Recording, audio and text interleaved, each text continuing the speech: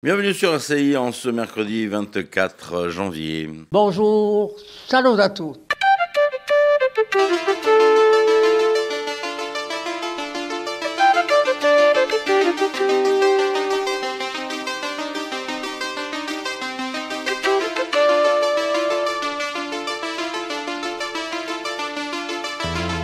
All'ascolto di Radio Corsica Internazionale, prima Radio Corsica. Siamo sempre qui.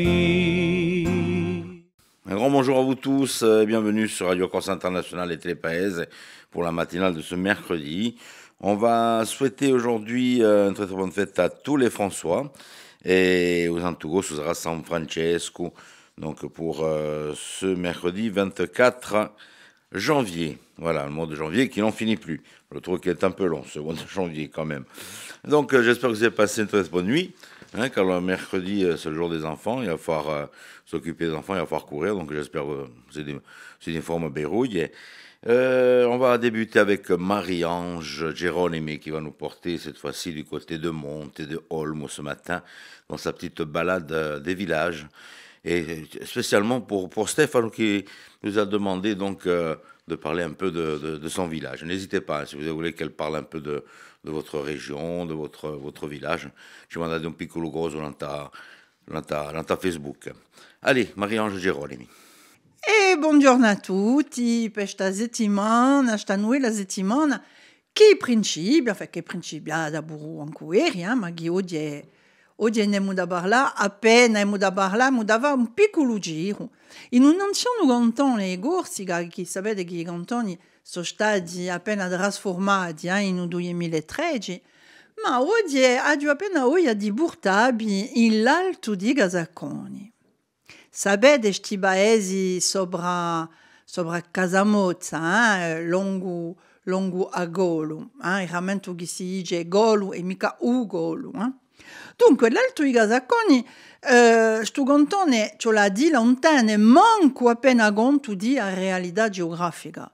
Di così. Non si trattava mica di l'alto di Gazaconi, le haut di Gazaconi, questa no, ma piuttosto di riunione di due bieve.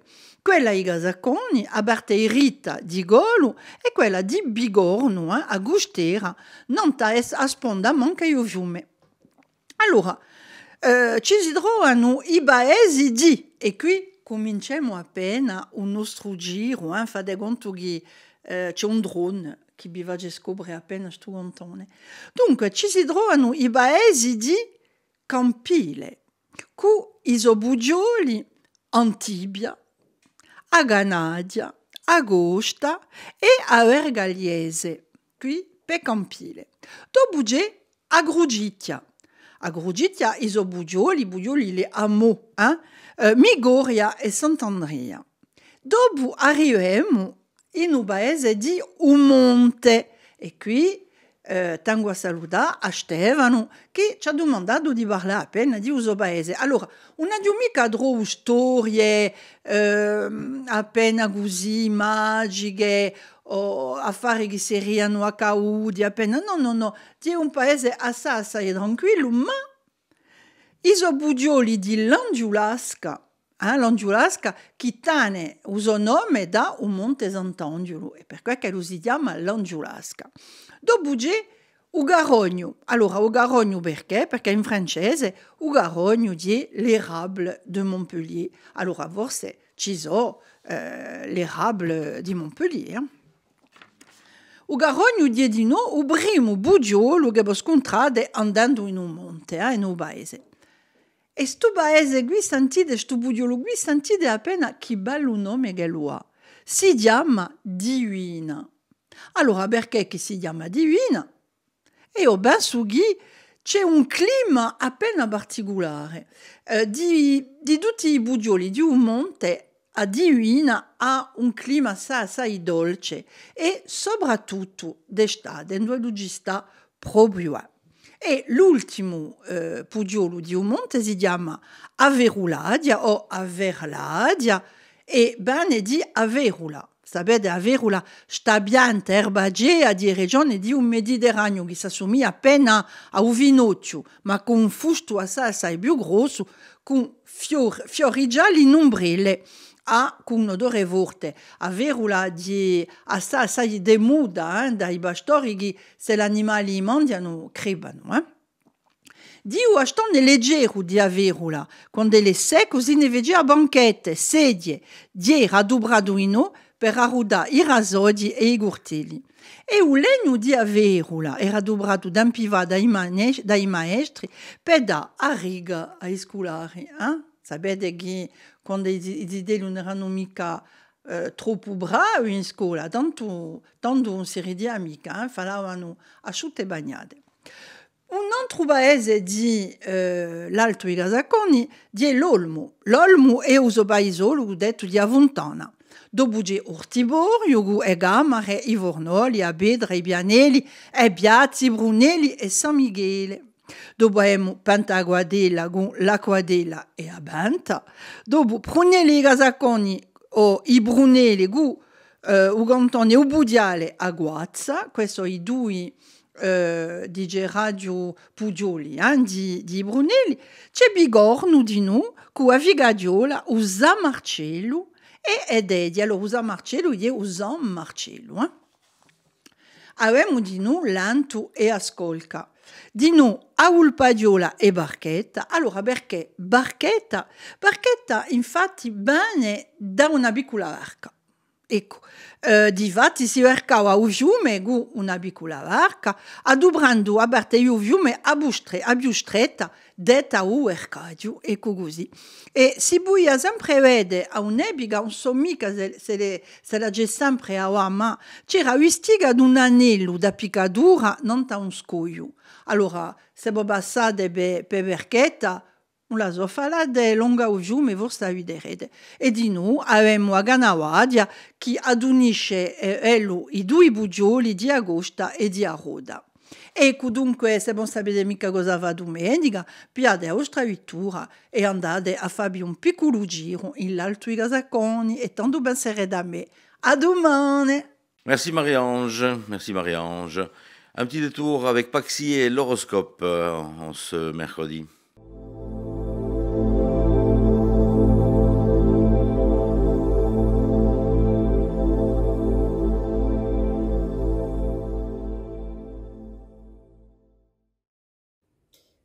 Et bonjour, j'espère que vous vous portez bien. On va voir pour ce mercredi qu'est-ce qu'on a à vous dire.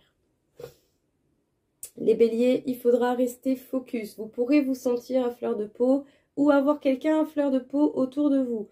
Donc du coup, toutes les émotions débordantes pourraient s'abattre sur vous.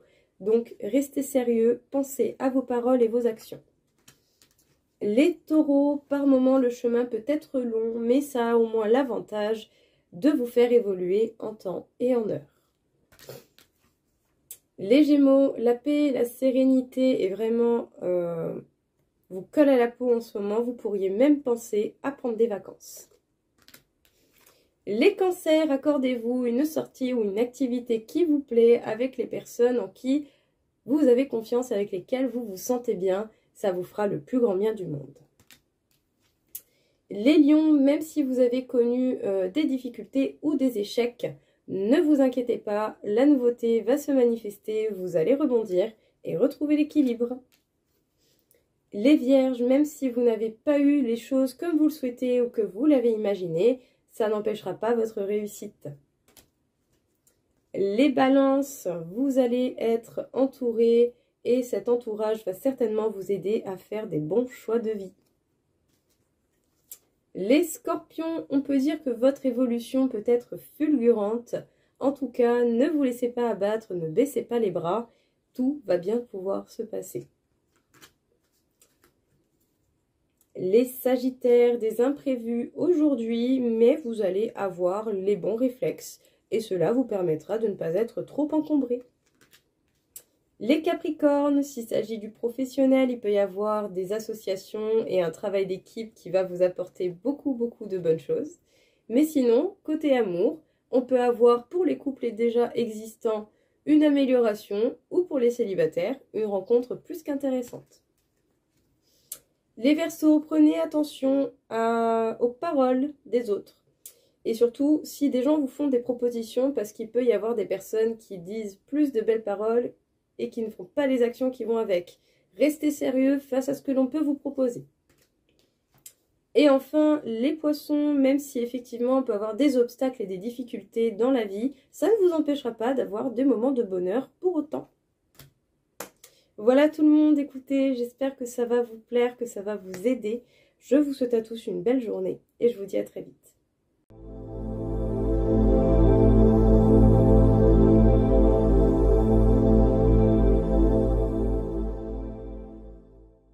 La météo et toute l'information du jour, c'est Philippe Jam qui vient nous rejoindre.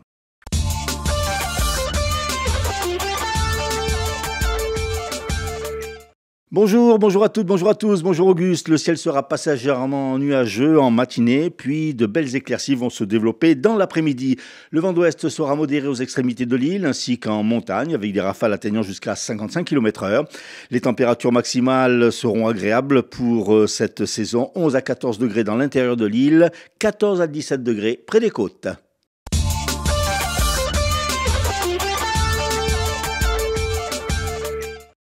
Un incendie s'est déclaré hier peu avant 14h à Antisante et 4 bungalows ont été détruits par les flammes avant que les pompiers ne maîtrisent l'incendie. Un homme âgé de 51 ans, incommodé par les fumées, a été évacué vers le centre hospitalier de Corté. On ignore encore les causes de cet incendie. Autre incendie, à Bastia, en centre-ville, un véhicule a pris feu pour des raisons encore inexpliquées. Malgré l'intervention des pompiers, il a été détruit par les flammes. 2 hommes âgés de 29 et 30 ans ont été condamnés hier à Bastia à 10 ans de réclusion criminelle pour viol en réunion à Calvi. Les faits se sont passés en juin 2022. Les 2 saisonniers originaires du Sénégal avaient abusé d'une jeune Suédoise d'une vingtaine d'années, elle-même saisonnière, dans leur appartement qu'ils occupaient. Les 2 hommes ont nié les faits reprochés et leurs avocats avaient plaidé l'acquittement. Les agriculteurs européens en colère et à l'appel de la FDSEA de la Haute-Corse, une centaine d'entre eux ont suivi le mouvement en Corse et effectué une opération escargot hier matin entre Vescovato et Bastia. Pour Joseph Colombani, le président de la FDSEA de Haute-Corse, les agriculteurs insulaires sont confrontés aux mêmes problématiques que sur le continent, mais puissance 10. Parmi les problématiques et les revendications, la taxation du carburant, les normes environnementales, les prix de vente en baisse ou encore les coûts de production en hausse. Une délégation a été reçue par le préfet de la Haute-Corse. Mécontent de la dégradation des rotations entre la Corse et la Sardaigne, une quarantaine de militants de Corps in Front, des socioprofessionnels ou encore des représentants d'une association sarde de Corse ont symboliquement bloqué hier après-midi un ferry de Corsica-Linea dans le port de Propriano. Les manifestants réclament une vraie logique d'échange maritime entre la Corse et la Sardaigne, une restructuration des lignes. Lors du conseil municipal qu'il présidait à Porto Vecchio, Jean-Christophe Angelini a sévèrement taclé Gilles Simeoni. Je rappelle que Porto Vecchio est en Corse, a déclaré le maire de la ville. Pour Jean-Christophe Angelini, la collectivité de Corse ne suit pas sa ville dans sa dynamique d'investissement. Et puis en football, mauvaise soirée pour les clubs insulaires, les clubs engagés en Ligue 2. Le Sporting s'est incliné à domicile sur sa pelouse de Fouriane face à Caen 2-1. Et l'AC Ajaccio est revenu bredouille de Dunkerque, battu 2-0. Au classement, le Sporting est 15e avec 21 points, l'ACA 12e avec 25 points.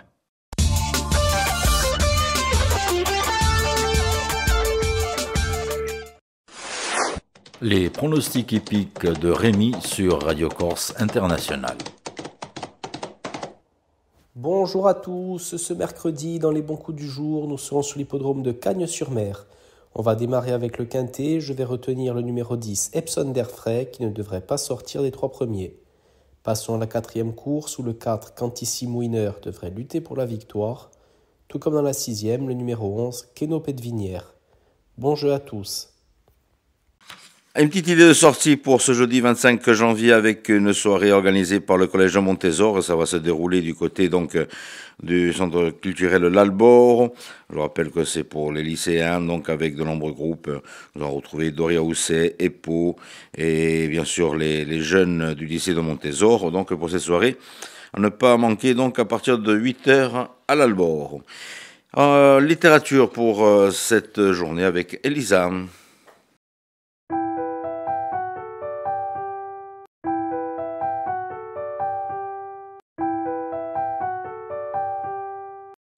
Aujourd'hui, c'est mercredi. Mercredi, c'est consacré aux enfants et j'avais envie de vous parler de mythologie. Petite, j'étais passionnée par la mythologie grecque, son cortège de dieux, de déesses, de créatures monstrueuses, de héros fascinants.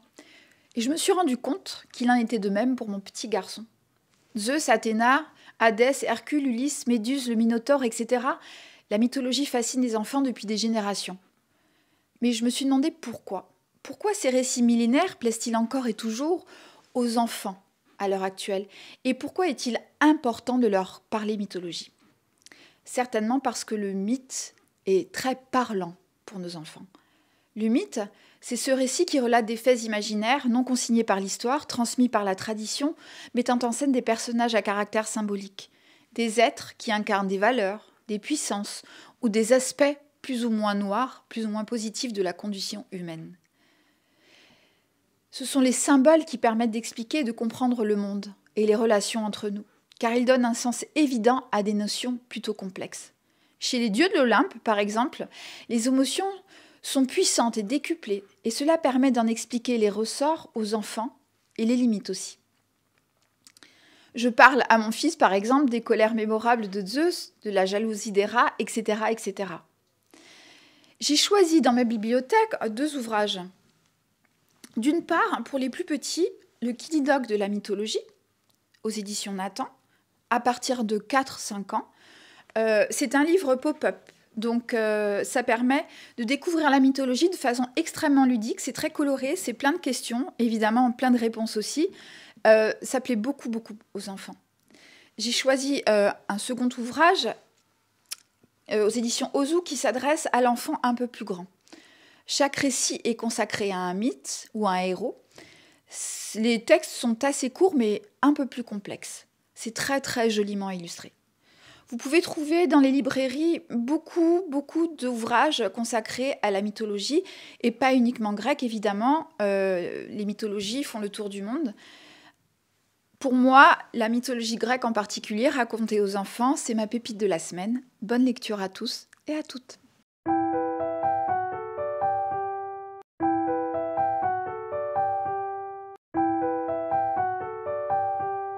Et nous allons retrouver notre invité du jour. Il va falloir mettre un bon petit maillot aujourd'hui et plonger dans la piscine de la Carbonite.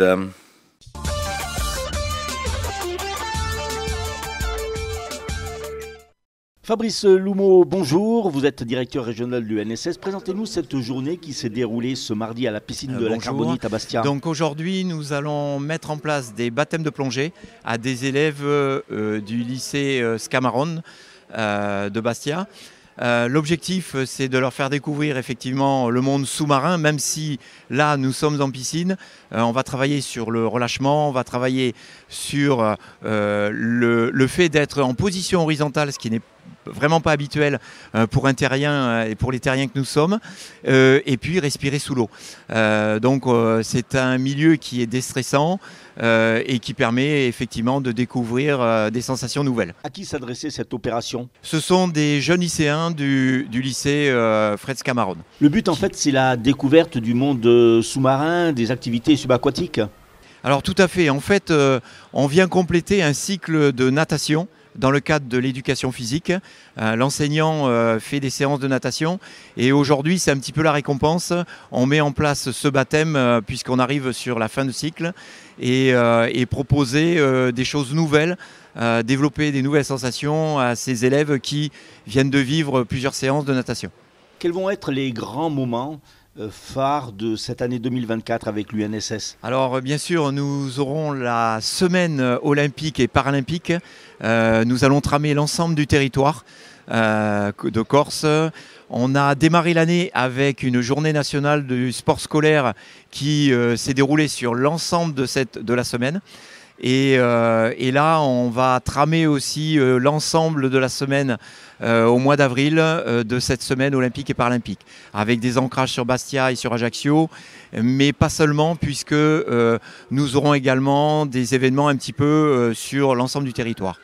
Ensuite, nous aurons le passage de la flamme, où nous serons présents aux côtés de la collectivité de Corse et des municipalités sur le trajet de la flamme avec des élèves de premier degré et de second degré. L'UCEP et l'UNSS réunis pour fêter effectivement ce passage de la flamme en Corse. Pour terminer, un mot sur le NSS en Corse.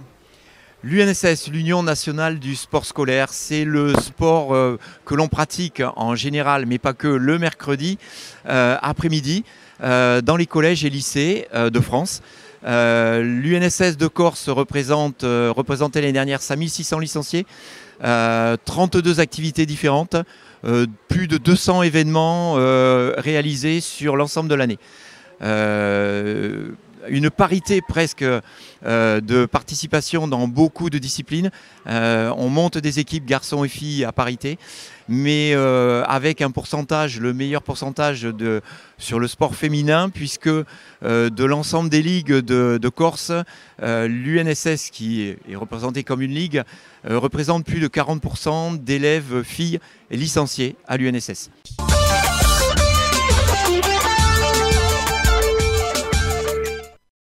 Retour sur les titres de l'information avec Philippe Jam. Les agriculteurs insulaires, à l'instar de ceux de toute l'Europe, ont manifesté hier pour dénoncer leurs mauvaises conditions de travail. Une délégation a été reçue par le préfet de la Haute-Corse. À Propriano, une quarantaine de personnes, dont des militants de Corinne Front et des socio-professionnels, ont symboliquement bloqué, réclamant une restructuration des lignes entre les deux îles. Ils ont bloqué le port de Propriano. Le tribunal de Bastia a condamné à 10 ans de réclusion criminelle 2 hommes de 29 et 30 ans accusés de viol en réunion en juin 2022. Et puis en football, mauvaise soirée pour les clubs corses de Ligue 2. Le Sporting a été battu sur son terrain par Caen 2-1. L'AC a dominé à Dunkerque 2-0. Enfin, côté météo, le temps va être maussade le matin, plus dégagé dans l'après-midi. Un grand merci d'avoir passé cette matinée avec nous sur Télépaèse et sur Radio Corse International. Je rappelle le retour de l'information sur Radio Corse International sera pour midi. Rediffusion de cette émission sur Télépaèse à partir de 11h. Et puis bien sûr, on se retrouve demain matin, même heure, même antenne.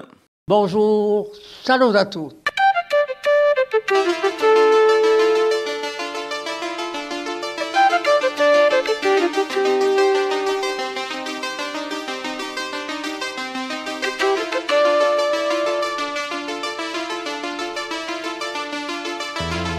All'ascolto di Radio Corsica Internazionale, prima Radio Corsa. Siamo sempre